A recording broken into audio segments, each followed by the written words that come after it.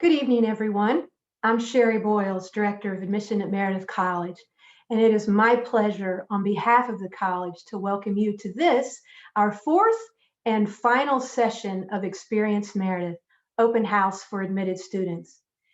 Parents, it has been our pleasure to work with you and your daughter throughout this most challenging year in the history of college searches.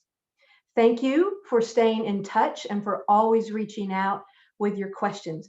Our goal has been and continues to be helping your daughter make an incredibly informed decision about her future. The idea behind this final session is to give you some additional time to learn more about financial aid, student life, and student development at Meredith. Tonight, following both segments of this session, we hope you'll feel comfortable asking questions that are on your mind and, of course, applicable to the expertise of our panelists. I also want to acknowledge that May 1st, National Reply Day, is quickly approaching, and that you and your daughter may have unanswered questions even after tonight's session has completed. So be sure to mark your calendars for next Tuesday, Wednesday, and Thursday afternoons. Next week, Tuesday, Wednesday, and Thursday afternoon, between 3:30 and 5, the admission team is having a drop-in Q&A via Zoom. This is not a come and stay for an hour and a half webinar. It's a drop-in. Ask your questions, get an answer, and then return to your afternoon. We hope this will be helpful to you and your daughter as you continue to make plans for next fall.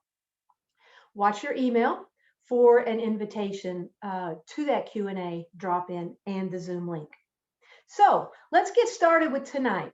We are grateful to have our Dean of Students, Ann Gleason, our Vice President for College Programs, Dr. Jean Jackson, Betsy Wisniewski, a parent of a Meredith student, and Emily Ward, a current Meredith student. After the panelists have presented, we'll open up for a time of Q&A just prior to hearing from our Director of Financial Assistance, Kevin Michaelsen. Dean Gleason, I'll turn this session over to you. Thank you so much, Shery. It's so nice to have you here tonight. We certainly are looking forward to seeing you in the future and on our campus, of course. I am joining my panelists tonight, as Shery had mentioned. We have Dr. Jackson, who is a graduate of Meredith College, class of 1975, and she's also the Vice President for College Programs. You'll hear from her after me, and then followed by Emily Ward, who is a sophomore at Meredith, who's a current student advisor, and she also is our rising Assistant Chief Student Advisor, who helps organize the essays. And then Betsy Wisniewski is the daughter of junior Anna, and Betsy is going to round off our panel and before we head into a Q&A before the financial aid session. So first of all, I wanted to talk a bit about the transition to college for your student. So we know that this is a very, very exciting time for you and your family as you join your student and being excited about this next step. I am actually the parent of a college sophomore right now. So just a few years ago, I was sitting in your seat to hear about colleges and to think about my daughter's own college experience. I know that this is an exciting time for your student, but also a very exciting time for you. It also, truthfully, might be bringing up some feelings for you in the next few months, especially if this is your first child to go to college. Perhaps it is your last child to go to college, or maybe your only child. So just being mindful about what that feels like for you and your family. We also know that when we think about the way that people develop, it doesn't happen overnight. So we know that your student has already begun her development, of course, through middle school, high school, and of course, looking toward college as a way for a transformational experience. Many students experience challenges in college, of course, that's part of the life development. And I think that college really offers unique opportunities for challenges that students can really find out who they are and what their strengths are to help them problem solve and to be able to find answers to their own questions about the paths they want to lead. You may want to be thinking in the next few minutes or tonight or in the next few months about what it is you're looking for when you think about your student going to college. What is it that you hope for her? Is it that you want her to find out more about herself and her identity and her strengths and interests? Is it that you want her to find a career path, a path for life? Is it that you want her to form long-lasting friendships and relationships with staff and faculty that sustain her beyond Meredith? We know that we offer that at Meredith. One of the things that we try to do is to meet students where they are and bring them forward to meet their goals. So part of what we do, and one of the hallmarks of the Meredith experience, of course, is building connections and relationships. Early on in a student's experience, and probably as early as the summer, students will build a connection with a student advisor, and students will be part of a small advising group. Emily Ward will talk about that in a few minutes, and about her own experience being a student meeting those challenges as being a new Meredith student. We also know that a lot of students choose Meredith because of the very small class sizes, so they get to know their faculty and staff. And it is true that these are the relationships that bond students to Meredith College. It is very common for students to stay in contact, of course, with their peers, but also with faculty and staff long after they leave Meredith. When we think about some of the challenges that students experience, to be honest, I think your students have probably already built up some resilience by facing some of the challenges that they've had in the last year. So these are the kind of challenges that students find that they find out more about themselves and how they handle things like stress and feeling overwhelmed and being able to ask for help when they need it. And we expect students to continue to use resources and ask for help when they're at college. Some of the typical stressors or challenges for students might be learning about the coursework that's needed to be successful in their classes, getting to know how to talk to faculty, how to handle their time, how to manage that, how to manage social life and their academic life and their coursework and life outside of class. Also how to get involved, how to meet friends, how to get involved in maybe a couple student organizations they're interested in, how to be a leader. So these are the kind of things that students are going to learn in their first year and throughout their time at Meredith. We do offer a comprehensive orientation program. So in addition to your student getting to know a student advisor and a small advising group and a faculty advisor, we also have orientation, and we are expecting to hold that on campus. Of course, you're going to be getting a lot of details this summer from the admissions office through campus offices about orientation and what to expect for that. And if your student is going to be living on campus, when to move in. The move-in experience and orientation begins around August 14th and 15th, and will continue for a few days, and the first day of classes is Wednesday, August 18th. So you, of course, will get a lot of detail about that this summer. Your student will grow in your student's excitement for the experience that she's going to have at Meredith. And we know we have a lot of resources to help support your student.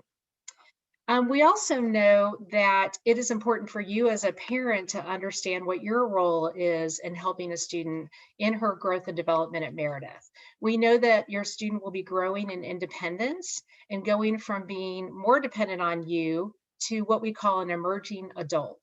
And being an emerging adult takes time and is a process that takes years sometimes. So we know that the goals that you have for her to create a self-reliant, independent student is the same goal that we have. So we look forward to partnering with you as parents and family members to help support your student through those challenges, to help her meet her goals, and to enjoy her experience in college.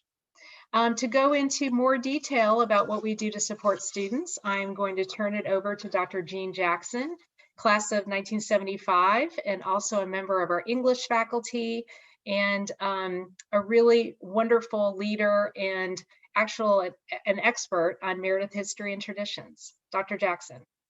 Good evening.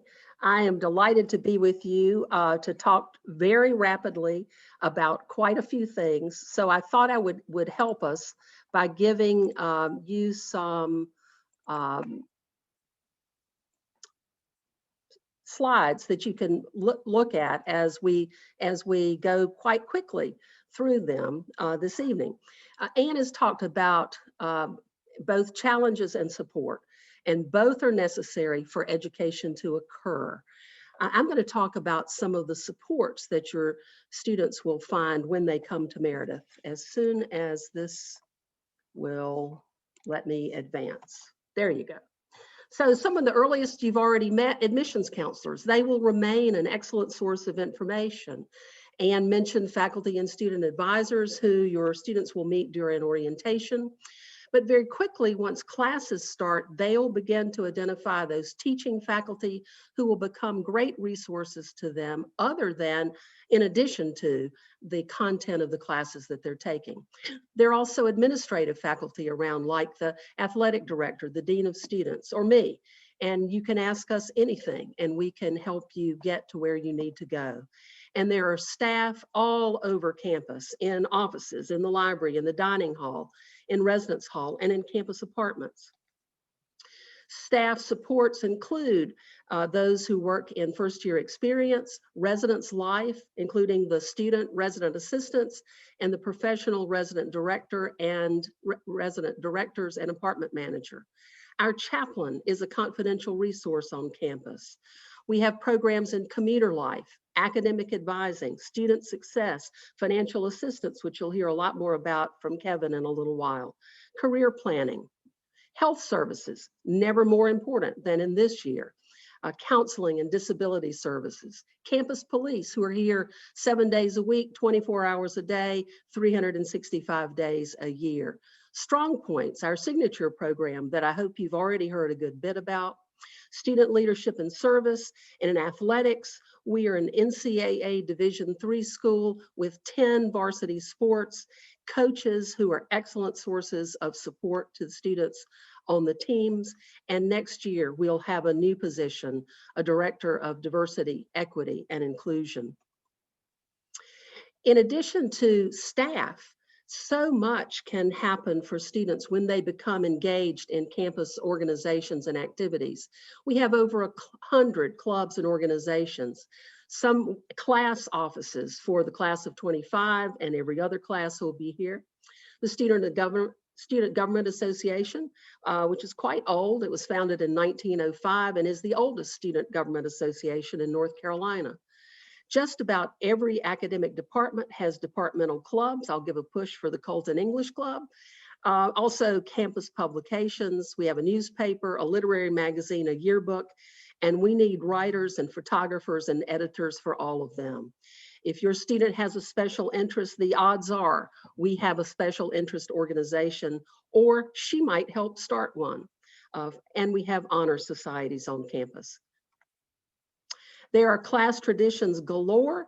I've only listed a few here. These are class traditions: fire and water for freshmen, charming evening, tea for two, guardian angel dance, class day for sophomores, ring week and ring dinner for juniors, and 25th night, that's 25 nights before graduation for the class of 25, class day commencement ceremonies for the seniors. There are also campus-wide traditions. We have an honor code ceremony, which signals the end of orientation in the fall and the beginning of classes. We have a big sister, little sister tradition. Emily Ward, who you'll hear from next, will be in the class of big sisters for the incoming freshmen. And we also make a lot out of the odds and evens. The class of 25 will be odds. I, being an odd woman, especially welcome you here. We have a big fall festival called Cornhusking and a spring event called Stunt. We're having both of them in the same week this year, thanks to the pandemic, and that's coming up next week, and it'll be a lot of fun. Alice in Wonderland is offered once every 4 years as a production by the faculty and staff for the students. I couldn't tell you if the students have more fun than the faculty and staff, but I can tell you we all have a great deal of fun. And in 2024, we will be celebrating 100 years of Alice in Wonderland at Meredith. So support, challenge, supports all over campus, ways for students to become involved. I encourage you to encourage your student to ask questions, to try out new things, and learn how much there is to love here at Meredith. And now it's time for Emily. Thank you, Dr. Jackson. So today I just wanted to kind of take you on a little bit of my Meredith journey and how Meredith has supported me so far. And of course, this incoming class, like Dr. Jackson said, is very special to me because it'll be my little sis class. So I chose Meredith because of the small class sizes, the close relationships with faculty, and the sisterhood-like community that is uncomparable to anywhere else. Meredith starts you off guiding you into your transition with Start Strong, which is kind of like a pre-orientation that you may have heard a little bit about that's during the summer. And your student will be able to start to meet friends, start to figure out what their schedule might look like for the fall, and also start learning about great campus resources so that they feel prepared when they move in for orientation. Then also during the summer, they'll get their student advisor. So your student advisor is there to guide you through your whole freshman year, and they're there to be a role model, an academic advisor, a peer counselor, and so much more. I've had the honor of being a student advisor this year and then moving into the role of assistant chief student advisor next year. And the program really helps you to create those first initial bonds and have somebody that you're comfortable going to talk to about anything, any questions you may have, and they're there to connect you with resources. So then heading into orientation, when you move in, that's when you really feel the first bits of the Meredith community. Everyone that's part of the welcome committee is so excited that your student is there, and it's genuine happiness. I remember when I moved in, I was nervous. I wasn't sure if I was going to make friends, and all of that. And as soon as I got to Meredith, all those worries went out the door. Everyone was so welcoming and so excited that I knew I had chosen the right place to be. And so during orientation, you cover more resources that really help you, so you know who to contact, and you get closer with your student advisor and are able to form some of those great friendships as well. Of course, also helping me in my transition were my parents. I, of course, couldn't have done it without them, and I really thank them for supporting me, but also giving me that space to be independent and kind of allow me to grow, as Dean Gleason was talking about earlier. Another great thing about Meredith is that you're really supported both in and out of the classroom. I have so many great relationships with many of my professors, and they don't just get to know me about how I am in class. They get to know me outside of the classroom, which is something that I've really valued. They ask me how I'm doing as a person and not only how I'm doing with my academic work. And I have several professors that have helped me connect me with internships and leadership opportunities on campus. And they're just really there for me, and I really appreciate that. And thanks to all this, I've really been able to stretch myself since I've been at Meredith by getting involved. That's one thing I really encourage, even if it's just joining one or two organizations, that can also help you make some friends and get some new connections. I've also been pushed to take on leadership roles that I didn't think I would take on. I'm the current marketing and recruitment intern in the Office of Career Planning, which is another great resource for your student if they're not sure what they want to major in. Along with academic advising, they can help you figure all that out, and I've used both of those resources quite frequently, and they've been of great use to me. But just getting involved has been one of the biggest ways that I've stretched myself since I've been at Meredith, and I felt comfortable to do that. And I think that that's part of the Meredith community. I think for those of you that got on the call a little bit early, you watched the video, and I was so excited to see so many faces that I recognized. And that's because you really do get to know so many people within the Meredith community. And I think that's definitely one of my favorite parts of Meredith, is that we are really a sisterhood-like community, and where you can get really close, so you recognize each other, you know how each other are doing, and that's probably also been one of the biggest things that helped ease me into my transition. But now I want to introduce Mrs. Betsy Wisniewski. She is a current Meredith parent of one of my friends, Anna. So take it away. Okay, thanks, Emily. I'm Betsy Wisniewski, as she mentioned, and friendships. Emily just said she and my daughter are friends. That is one of the best things about Meredith, and that is not just for the students, but it is for the whole entire community, which I consider myself to be a part of. But my daughter embraces everything about Meredith, and our whole family actually has learned to do that as well. What's helped me as a parent, I think, is to get involved. And you might think, well, you're sending your kid away to college.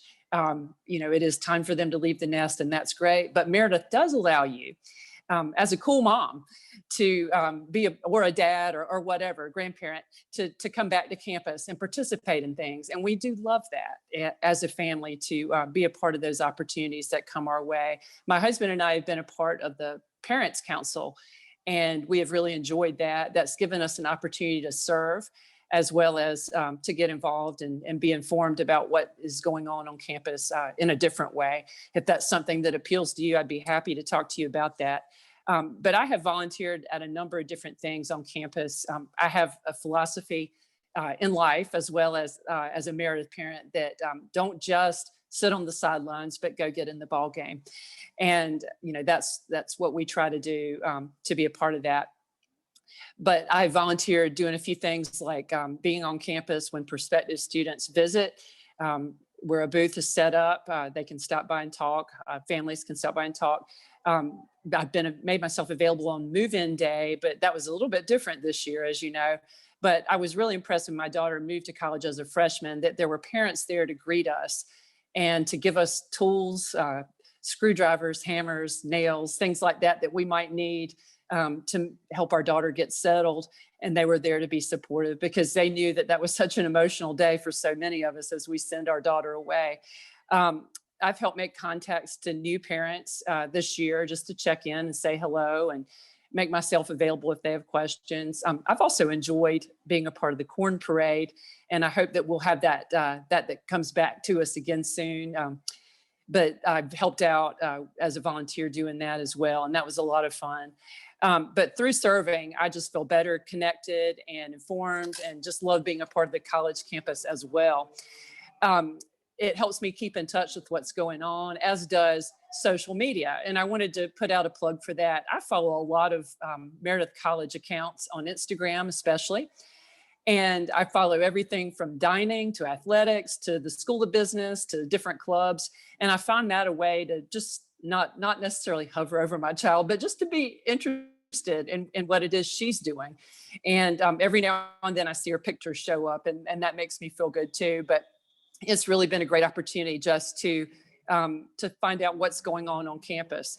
But I would recommend also that you attend, if you end up at Meredith, attend as many things at Meredith as you can. Events, academic and leadership awards, cornhusking events, entertainment, athletics.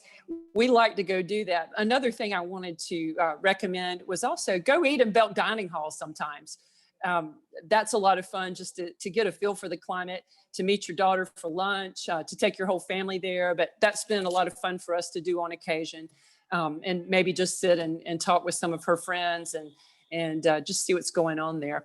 But my advice for you, like I said, is to be involved, and to be involved as much as you can. I know that we all have limited schedules, but pick some things you can go to every year, and get to know other parents. You'll find them to be great resources.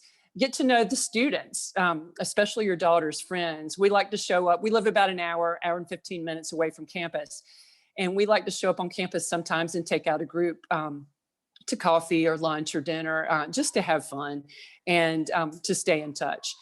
And then also encourage your student to take advantage of all that happens at Meredith while she is there. And believe me, those 4 years are going by fast. Anna is on year 3 right now. So the college experience really is what the students choose to make it. There are plenty of things that go on the weekends, all around the Raleigh community, at Meredith, at NC State. There are a lot of different things that they do together, and I really do love that. But Meredith does need the support of every student, and and they meet the support of every student. And, my daughter has really benefited from the relationships with faculty and staff. They really want the students to succeed. And that has been such a huge benefit to my daughter and to so many at Meredith. And I'm going to close here. And I think it's Grace's turn to talk from here. So Grace, it's all yours.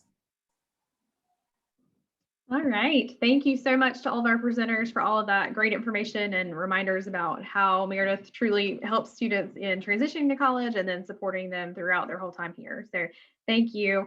We have just a few minutes. We'll take just the next few minutes for questions from any of our parents and families joining us. If you have a question you'd like to ask that's specific to one of our panelists, you can put that in the Q&A in the next couple of minutes, and we will try to get to a couple of those as we can. Emily, I would like to start out with a question for you. What would your advice be to the parents watching that they could give their student, within the first week that their student's on campus? What would you say is one thing you'd recommend to help their student feel connected and to feel like they can start getting involved? Yeah, so one thing that I would recommend is to just kind of look through the list of clubs and organizations and pick at least 2 that your student wants to get involved in. And even if it's just to go to a first initial meeting, an interest meeting, it's a great way to meet people. Also, just going and hanging out in Belk Dining Hall, or just really go out, don't just stay in your dorm room. Go and get involved, and that's the best way. It might mean an uncomfortable conversation at first, but it's a great way to really start building those connections and getting connected with the community. All right, thank you, Emily. All right, so we've got a question here. Let's go to Ms. Wisniewski, and then maybe Dean Gleason, if you want to add something. Will there be opportunities for parents from out of state to be involved? Absolutely. The college does a great job of communicating those opportunities to you. So I do think you'll hear of many, many things that may come up. So jump right in and get involved, and you'll enjoy it. I'm just going to add to that. I saw in the chat coming in maybe a question from a parent about what if my student doesn't want me as involved or on campus as much, and so it's really good to follow your student's lead. So Betsy talked about being involved, and it's probably because Anna also wants her on campus once in a while and visiting with her friends. And what I would say is that as you have an adult relationship with your student, is just check in with your student and say, I think I've seen on Instagram or Meredith's Facebook that there's an event coming up. Is that something parents can come to, or do you want me to come? A lot of times there are a couple events. It depends on maybe what the class is planning or the college is planning, and sometimes there's a special role for parents to have. So I would just say to kind of check in with your student about what is happening on campus, and there's some event coming up that maybe you and your family can plan to attend. I also know that sometimes it's helpful. Sometimes when there's parents, sometimes one parent wants to come, and then there's special time for the student to spend with that parent, and then have the next parent come the next time. Sometimes siblings come, sometimes not. So it's just good to follow your student's lead with that. Okay, great. Thank you. Dean Gleason, back to you. Will students be able to gather on campus outside of classes? Will they be able to gather outside for the fall? Well, outside of classes. So if they're not in the classroom, do we envision them being able to gather outside of that class time? Yes, yes. So for the fall semester, we are making plans for there to be some kind of back to normal experiences for students. So we're expecting for students to be able to, if they want to live on campus, to live on campus. If they want to commute to campus within a reasonable distance, maybe they live at their parents' home, to come to campus, of course, for their classes. But we also encourage community students to really think about being fully involved. And so gathering outside of class is a really important part of the Meredith experience. So whether that's going to some fun things that are happening outside on the grounds of campus, attending athletic events, it may be events that are planned by student organizations. We, of course, this goes without saying, but I think I need to say it, is that students' health and safety is going to be #1 for us. So, of course, we're going to continue to follow the guidance through our local health department, our health center on campus, and CDC. We, of course, will follow that every week, every day. But we are absolutely going to be planning gatherings outside the classroom and fun events. Okay, great. Thank you. We only really have time for one more question for our panelists before we need to move into financial aid, but I'm going to direct this one to Dr. Jackson. Is there a calendar, an online master calendar for students to find events around campus, athletics, clubs, events? Where would that be located? Once the students are here, they will have access to our online presence system, which gives them lots of information about the events and the activities that are coming up. Also, every student each week will receive a mailing from the Student Government Association called Halo Happenings that highlights some of the events for that week. If you want to look at the academic calendars, if you go on our website and look under the registrar's office, you can find the academic calendars posted, and that will give you information about when the holidays are, when classes begin each semester, and when the Thanksgiving holiday begins, for example, when exams are. And so there are also some events are posted on our e-news site. So there are lots of ways to find information, especially once you are on campus. All right, thank you so much. And thank you again to our panelists. We are going to be mindful of our time and move on to our next portion of our program. But thank you again to our presenters for the first half of our program.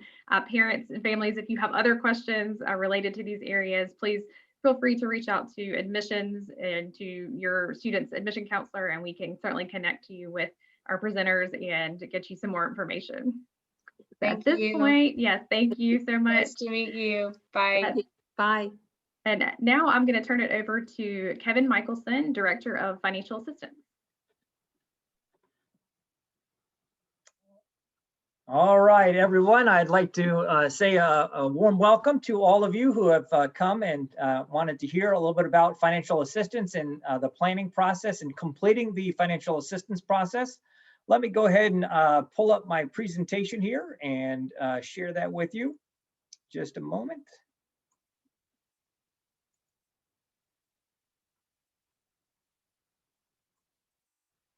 And here we go. All right. Here we're going to cover the financial assistance and planning process. Again, my name is Kevin Michaelsen. I'm Director of Financial Assistance here. And here are some of the items that we're going to cover.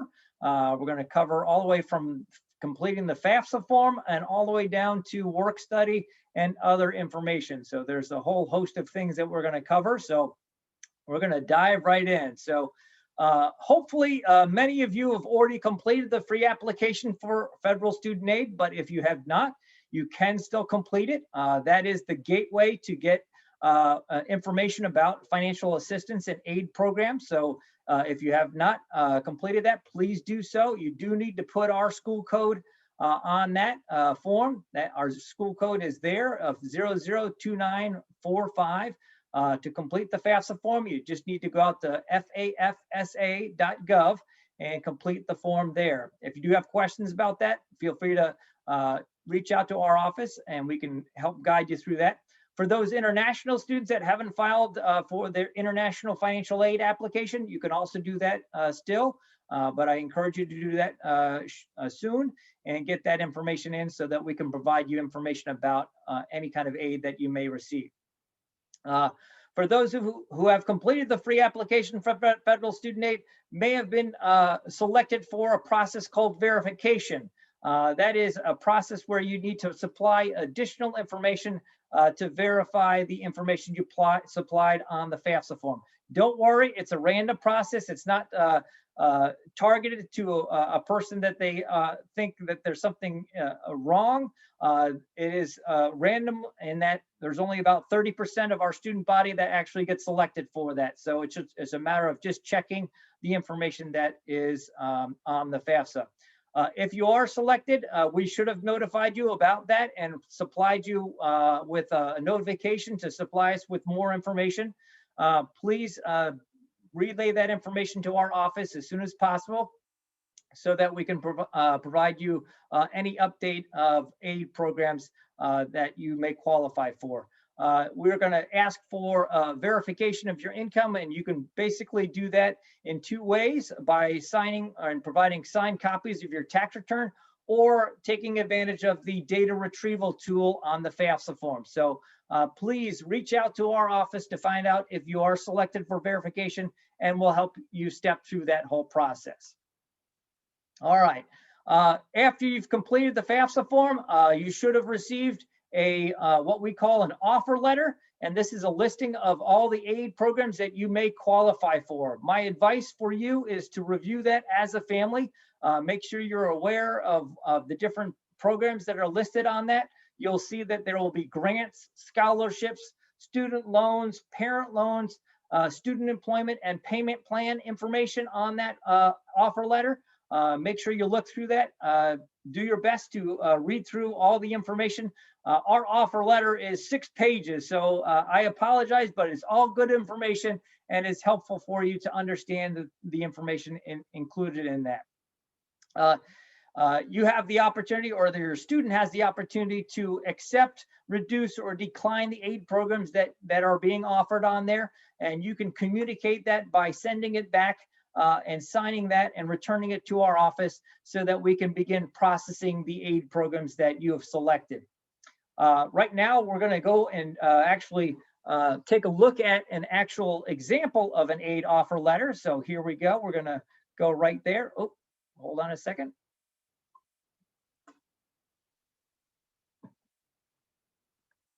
There we go. All right. So I'm going to go ahead and just cover some of the highlights of this. Up top is just the listing of what this is. It's an aid offer letter. This is the school copy. We need this returned by May 1st in order to start processing the aid for your student. Up top is the listing of your student, as well as your student's ID number, which will be very helpful for navigating different systems all throughout campus. Down below here is some of the assumptions that we have. We're assuming that she'll be attending at least 12 hours. That's full time. So this is the award that is listed for those that are attending at least full time. A little bit down below here is a highlighted area of her point of contact, or your point of contact for a person in our office. We have dedicated financial aid counselors to help with certain populations of the alphabet. And so it is best to contact that person and talk through all the questions that you have with this offer letter and other financial aid questions that you may have. So here's the contact information for this particular student, Samantha Wilkins, and she would be the person or the point of contact for any questions that you may have for the financial aid process. If you move further down on this award offer letter, we actually list out the sources of the aid that you or that this particular student qualifies for. This particular student qualified for a need-based scholarship from North Carolina. And then over on the right is the listing of the actual award for the year. And I'm going to try to do is move, hold on a second here. There, you can see a little bit better there, where you can see the actual totals of the award listed out there. We provide all of our information on an annual basis, but one thing to make a mental note: when you're making payment plans, you will need to do them on a semester basis. So that's why we list out fall and spring charges. I'm sorry, fall and spring aid as well. So again, we're listing out all the different awards that your particular student would qualify for. So we list out any of the grants, scholarships from state funds, federal funds, and our own Meredith funds, as well as any loans and work study opportunities. Like I said just a moment ago about work study opportunities, that would, if you qualify or if your student qualifies, it would be listed down below here in this middle section, and you would have the opportunity, or she would have the opportunity, to work on campus, and I'll cover that in a little bit more detail in a moment. These check boxes are an opportunity for her to let us know what awards she would like to receive. She can indicate that by checking the box and indicating or crossing out any item up there that she would not like to take advantage of. Down further below is an actual signature that she needs to provide in order to accept the aid. We also would ask that your parent or her parent would supply their signature to make sure that they have looked over the statement of award or offer letter as well. In addition to the aid programs that we have or we offer, we also provide information about the maximum Parent Plus loan that a parent may qualify for, and we list that also down below on the offer letter. This particular student would qualify or could qualify for $15,000 approximately in the Parent Plus loan. This is a little bit of information about those that are going to take advantage of the student loans. There is a requirement that the student needs to complete what we call entrance counseling and complete a master promissory note before that money actually credits their account. So we need to have that in place in order to credit the student's account. Let me go further. In addition to the offer letter, we provide another information in the aid packet, which describes the different payment options that you may have and provides a cost estimate of what it would look like for your daughter to attend Meredith. So the first portion is that we list out all the different costs up top. It gives you an opportunity to fill this in this little chart here if you so desire. It also gives you an idea if you are planning to have a car on campus, whether they will want to do that or not, and the charge related to that. It also provides you information about the charge of health insurance if you want to take advantage of the Meredith health insurance, because it is a requirement for all students to have health insurance. If you already have health insurance through your employer or another method, you just need to provide information about that, and you won't be charged that. You just need to provide a waiver to get it so that you won't be charged for that. But if you don't have health insurance, we have an opportunity to take advantage of the health insurance on Meredith campus. If you have further questions about that, you can reach out to the health office here on Meredith campus as well. All right, let me go further down. The first section provides information about the different opportunities for living on campus and the cost of that. So if you see over here on the highlighted section up top, that is what the cost is for this particular student based on the information that's on the offer letter. So it does make the assumption based on living on campus and attending full-time and taking advantage of the offer full amount of aid that's listed. That would include the student loans. This is what the cost would be for this particular student in total for the year. We break it down to show you what options you may have. If you want to take advantage of the Parent Plus loan, you could take advantage of that. And to cover the amount that you would owe for the year, that would be about $183 of a monthly payment in the Parent Plus loan if you took advantage of that particular program. If you wanted to take advantage of a payment plan through our no interest payment plan, you could take advantage of the 5-month plan, and that would be for each semester, 5 months in each semester. And that would be a payment of about $1,431. If you wanted to take advantage of the 4-month plan, which is our other option, you could make a monthly payment of $17.89 in terms of the payment there. If you wanted to make just 2 equal payments for the year, you can go ahead and do that. And that would be the other option, where you could make 2 equal payments, and that would amount to $7,157 per semester. And then one last option, it doesn't provide an actual total, but it is an option for some students, is that they can take advantage of an alternative student loan, and that would be up to the student whether they would want to take advantage of that. The next option that is listed is the option to actual live off campus or with your parents. This would show the amount of what the total would be for the year if she would not live on campus. So this is just for tuition and applying all the aid that she qualifies for. The amount that she would owe would be $2,194. So if the parent would like to take advantage of the Parent Plus loan to cover that $2,194, they could take advantage of the Parent Plus loan, and their monthly payment would be around $26 per month. They could also take advantage of our payment plan. So in order to cover the $21.94 payment for the year, they could take advantage of the 5-month semester monthly payment of $219 per month, and that would satisfy that amount that she owed. The same would be true if they wanted to take advantage of the 4-month plan. That would be $274. And then if you just want to make 2 equal payments throughout the year, that would be $1,097 per semester to satisfy the amount that you would owe. So that is a listing of the actual payment plan options that you have and the offer letters. We hope that you have received that already after completing the FAFSA form.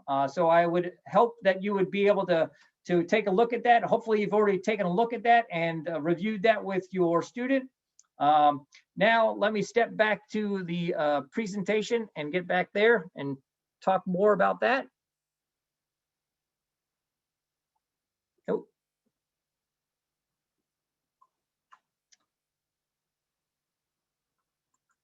All right, so that is the offer letter. Now, for many of you, you've qualified for the North Carolina Need-Based Scholarship. This is a need-based scholarship offered by the North Carolina state legislature. It would be listed on your aid offer letter. The amount that we list on your aid offer letter is based upon taking 15 credits or more per semester. So if your daughter is enrolled with 14 or less credit hours, the actual need-based award might be decreased. So I would make sure you make a mental note of that when she's signing up for classes. Generally, most students will sign up for 15 credit hours, but just be mindful of that, and that may have an impact on the qualifying for the need-based scholarship. In order to actually receive the scholarship from North Carolina, you do have to complete what we call a residency determination, and you would do that out at ncresidency.org at this website that's listed on this webpage, or you can call and go through that process as well if you have questions. If you want, you can also reach out to our office. We will provide this PowerPoint for those that attended so that you can take advantage of the information that's provided in there. For those students that are planning to take advantage of the student loans, they do need to sign the offer letter accepting the loans, and then going out to studentloans.gov to complete the entrance loan counseling and master promissory note, like I mentioned before. They would need to sign in using their FSA ID, and in order to complete all of that, and the loan would credit the account in the fall and spring semester. Let me tell you a little bit more about the federal direct student loans. The current interest rate for the federal direct student loans is 2.75. If you qualify for what we call the subsidized student loan, that means the interest is deferred while you're in school. If she qualifies for the unsubsidized, that would mean that the loan actually accrues interest while in school. Doesn't mean that you need to start paying on it, but it does accrue interest. So just so you're aware of that and the difference between the subsidized and unsubsidized. The way that the student loans are structured, that you would begin paying on that 6 months after you graduate from school. So you have that deferment period all the time during your attendance at Meredith. If you plan to go on to graduate school, you can also defer your loans through that program, and you don't need to make payments as long as you are still attending grad school. And they do offer a variety of payments when you do graduate, and I would encourage you to take a look at that out at studentloans.gov. That's a great resource for learning about those options. All right, so I already covered the estimated cost and payment options listed out there. And I hope that you have had an opportunity to take a look at that already. But I would encourage you to reach out to our office if you have questions about that, and I'll tell you a little bit more about who you should contact and how you might go about doing that. Like I said, I mentioned the payment plans listed out there. We do have the 2 payment options, as well as the payment plans for 5 months or 4 months in a given semester. That would be the monthly payments. They are payment plans that are interest-free, so you don't have to pay any interest on that. There is a small enrollment fee for that, but you would enroll in that in the summer term, summer months, as well as in the beginning of winter for the spring semester. Your student does need to provide you the ability to view her student account, and that is what we call proxy. So it is a process that she needs to go through, and make sure you encourage her to go ahead and do that. That will take place sometime in the July or summer months. So I encourage you to mention that to your daughter and to make sure she includes you as a proxy so you can view that information. Others can be given proxy. So if it's relatives or other family friends that are helping with tuition, they can also view the information just on the student accounts. No student grade information is shared with any of those that are given proxy information. So if your student is nervous about that, I would assure them that you as a proxy only see the information on student accounts. All right, so for those that are interested in potentially in borrowing the federal Parent Plus loan, you can go out to the studentloans.gov website and complete the process of signing up for the Parent Plus loan. There is a requirement that you need to complete what we call a loan agreement, the master promissory note, and receive credit counseling as part of that process. We recommend for those that are looking to take advantage of the Parent Plus loan is that you can go out and start applying for it the early part of April. You do have to get a credit approval, and that is valid for 180 days. So that has to be something you have to just keep in mind as you are progressing towards the start of school. There is an origination fee with the Parent Plus loan, so keep that in mind. You can defer your payments while the student is in school. And I recommend that that you borrow just enough so that you can satisfy the account, but don't over borrow because we want to make sure that you are borrowing wisely. The interest rate currently is 5.3% on the Parent Plus loan. And around July 1st, they will indicate the interest rate for the next year, and we don't anticipate a real drastic change, so it'll be somewhere in that 5.3% time or interest rate. For those that are thinking of taking advantage of the alternative student loans, this is an opportunity for the student to take advantage of borrowing through a private lender like Wells Fargo or Bank of America. These lending institutions offer these type of alternative loans. In order to take advantage of these, my recommendation is first to check out the alternative loan page on Meredith's campus. It provides about the alternative loans that we do offer, and going through that process and going through the information related to that. One thing to note about the alternative loan is that they will be variable depending on the different lenders that you are looking at. So be mindful of that. They are fairly competitive, so they can stay in relatively same range, but be aware of the interest rates. They aren't a fixed rate. They're not fixed across all the lending institutions. Again, we recommend that you borrow wisely, borrow just enough, and make sure you reach out to our office to get advice, to make sure you're looking at it from the right perspective, and make sure that you're making some assumptions based on what the actual bottom line cost and what the amounts that you should borrow related to that. Those of you who qualify for work study to work on campus would have been or would see that information out on the offer letter. We will provide you further instructions about the process of applying for these work study positions late July. We will post them out on My Meredith portal so that the students can review the different opportunities and then begin to apply for these positions on campus. They would need to start the process with the supervisor and go through a mini interview process, supply them with a resume. We want to mirror the same process that you would generally do in the when she graduates, so that she gets practice in interviewing and also applying for positions.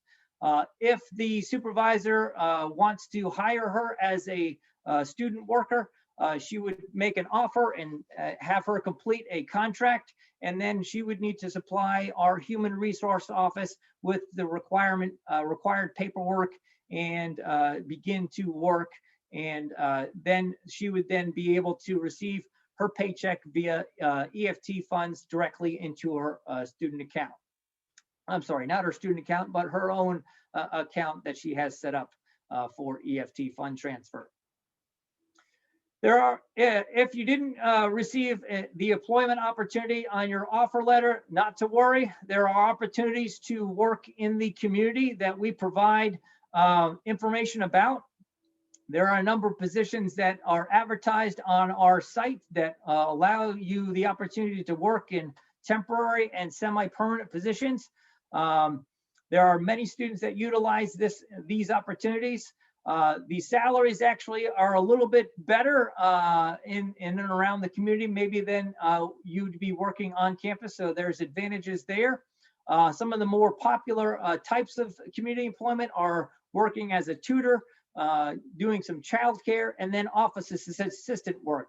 But they can vary, and we have many opportunities being advertised on a weekly and a monthly basis throughout the year. This is information I want to make sure that you are aware of, and hopefully you've already taken advantage of this already. But if you have not, I would recommend that you reach out to our different counselors in our office and book an appointment with those counselors so that they can review with you your offer letter, as well as the other payment options, loan options, and other information about your financial award. You can go ahead and click on this particular site, and it will bring you right to the booking agency. And I'm going to actually show you what it looks like here. So it will bring you out to the different counselors, and as you see, we broke out our students based upon different alpha groups. And so you can then go and click on this first tab, and it will give you the opportunities that you can book and have a conversation with our counselor, or with this particular counselor, Samantha Wilkins.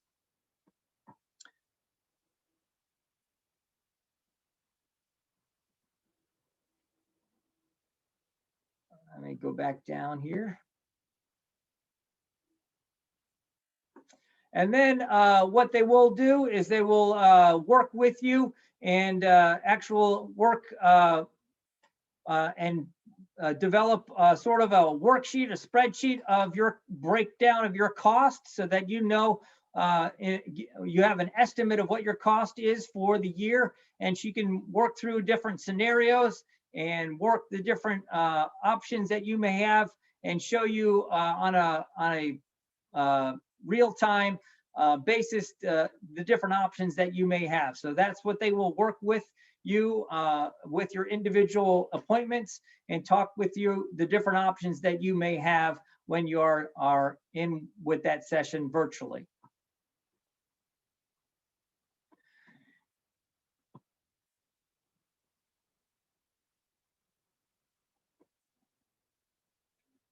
All right, here is our contact information on campus, as well as our website and our email address.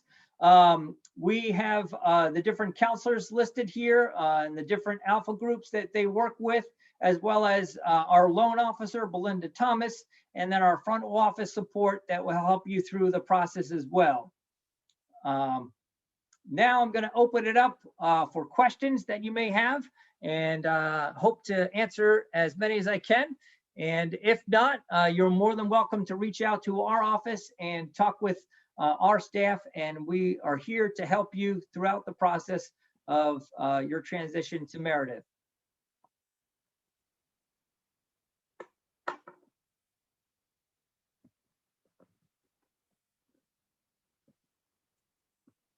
All right, thank you so much, Kevin. Lots of helpful information, Lots really of important information. Yes. And before we close out our time tonight, just a couple of questions for you before we turn it back over to Shery. We have gotten a couple of questions. So just to clarify, is the Meredith health insurance fee, is that included in payment options? Is that included in the tuition amount? Can you talk a little bit more about that health insurance amount? The health insurance fee is not a part of the tuition amount that you see listed on your award letter, but you can include it as part of your payment, and you can use financial resources, i.e. loans, to help in covering that. So it is an option that you can use to use some of the financial aid to cover that, but it is it's listed on the award letter, the amount, what we estimate it to be, but in terms of the estimated amounts in the calculation, it is not a part of that. So I would, if you're interested in taking advantage of the health insurance and the cost of that, reach out to your financial aid counselor, and they can factor that in when they are developing your cost worksheet with your virtual appointments with them. Okay. All right, thank you. Are the grants that are awarded good for the current academic year, or are they renewed automatically each year? If they're not renewed automatically, do the students have an opportunity to reapply each year? For the most part, we try to keep everything consistent as we possibly can. For a lot of the Meredith awards, we keep them consistent throughout your 4 years here. There is a requirement with like impact awards or impact scholarships. You do have to maintain satisfactory academic progress in order to receive that. So you just need to maintain that. The state and state and federal grants, those are based upon the information that we see on the FAFSA form. So we will need to review whether you would qualify for those. We would hope that that would continue. We would like to have a conversation with you if you have concerns about that and the different fluctuations that you might have in terms of income, and we can talk through the different options that you may have with that. But in general, Meredith Awards, we try to keep as consistent as we can. You know, if you do win the lottery, we might pull back something, but very rarely do we pull back the awards that are offered through Meredith. Only a very rare case would that be. So. All right, thank you. We have gotten several questions about showing the financial aid appointment booking link again. So that's Oh, in the sure. chat. Jordan just put that in the chat for us. Does that also have the alphabetized breakdown there? It does. Once you select the link, it will then display the different populations that these particular counselors work with, and you would just view those right there. But again, hopefully we should be able to mail this presentation out, hopefully to all those that participated, and then you could take advantage of that. And then also on our web site, there's a link to booking. And also in the admissions web portal, there's a linking page there as well. Great. All right. Thank you. So we just have time for about one more question for you here. How do you add outside scholarships once you've accepted the aid offer? Sure. What we recommend that you do is actually notify us of the different outside scholarships that your daughter has qualified for. And what we do is we put that right in the offer letter so that you can start to incorporate that into your calculations. And so that's how we like to do it. We send out a new award or revised award offer letter to you. And then you can start to take that into account when you're developing your payment plans or seeing about what type of loan resources you might need to access. Okay, thank you. So parents and families attending, I know this is certainly very important information, and we want to make sure you have all of your specific questions answered for you and your student. So I know that Kevin and his staff in the financial assistance office will be ready to have those appointments and take those questions from you via email and via virtual meeting as well. So certainly Shery will have some next steps for you that involves financial aid as well. So I'm going to turn that back over to her right now, but thank you so much, Kevin. Thank you. Yes, thank you, Kevin. And yes, there was a lot of information. Parents, there are so many people on this campus. Well, let me be specific. Between the Office of Financial Assistance and the Office of Admissions, we want to get all of your questions answered about financial aid. I know some of you had questions that have not yet been answered yet. So let me really encourage you to take advantage of the offer that Kevin made, and that would be to book an appointment with a financial assistance counselor, and to also take advantage of the admissions drop-in Q&A next Tuesday, Wednesday, and Thursday between 3:30 and 5. Kevin, you and I may need to chat really soon about getting your presentation sent to the parents who attended tonight. Let's talk tomorrow and get that done for them. I think they're anxious to receive it. Will do. So parents, let me talk about next steps. This, as you are well aware, this cycle has just been crazy, and it's been a challenge for many people to get the information that they need. So we are here for you. Do not hesitate to reach out to us by email, by phone. Take advantage of the offer Kevin made. Drop into our Q&A next week. We want to get you the answers to your questions. We want to get you and your daughter the information you need, the decision that she's going to make. Many of your daughters have already officially chosen Meredith, but if you are still deciding, we are committed to getting you the information you need. So let's talk about next steps for deposited students. So parents, if your daughter has already officially reserved her space in the class of 2025 by submitting her non-refundable $300 deposit, here are the next steps. One, your daughter needs to sign and return her financial assistance offer to the Office of Financial Assistance. She can return that signed aid offer in many ways. One is that she can upload it in her applicant portal. She can return it by postal mail. You could also scan it and email it to finaid@meredith.edu. Your daughter also needs to submit the housing form. You can see the link to it on this slide. She can also find a link to the housing form on our admitted student webpage. So the housing form is for residential students. That form does not need to be submitted at this moment, but the deadline for submitting that form is June 1st, okay? One thing that your daughter can do right now, if she has not already, again, this is for deposited students, she can register for Start Strong. That is our pre-orientation for all new first-year students. It is required of all new first-year students, and parents will want you to join us in Start Strong as well. We have 3 different sessions. There'll be one the end of May, 2 in June. They'll be full of important information for the fall. And Start Strong is the, let me say it this way, it's the kickoff event, if you will, for students meeting with an enrollment counselor to secure their course schedule for the fall. So Start Strong is required. It's incredibly important. And if your student has already submitted her enrollment deposit, she can register for Start Strong.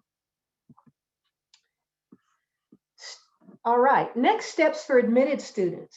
So if your daughter has not officially reserved her space in the class, these are the next steps. Finalize your financial aid. So get all those questions answered. Just like I've said multiple times, we're here to help answer those questions. After all your financial aid questions or concerns are answered, again, sign and return the financial aid offer. Again, that offer can be uploaded in the applicant portal. It can be returned by postal mail. It can be scanned and emailed to finaid@meredith.edu. Once you have settled on the financial aid offer, it's time to officially reserve your space in the class of 2025 by May 1st, on or before May 1st. May 1st is a National Reply Day, and that is the date by which your daughter needs to let us know that she's coming to Meredith. And the way she does that is by submitting a $300 enrollment deposit. That enrollment deposit is applied to the fall balance. It is also non-refundable. And then after she's reserved her space in the class, she can submit the housing form by June 1st and register for Start Strong. All of these next steps can be found easily on our admitted student webpage. So just go to meredith.edu, choose admissions, scroll down just a little bit, and you'll see a box for admitted students. Click on that and you'll see all of the next steps. With that, we're going to conclude this session. Thank you, Kevin, for all the great information you provided, and to our other presenters as well. Parents, thank you so much for spending your evening with us. We hope that you've learned a lot and can't wait to hear from you again. And we're looking forward to welcoming your daughter to the class of 2025. Thank you and have a wonderful night.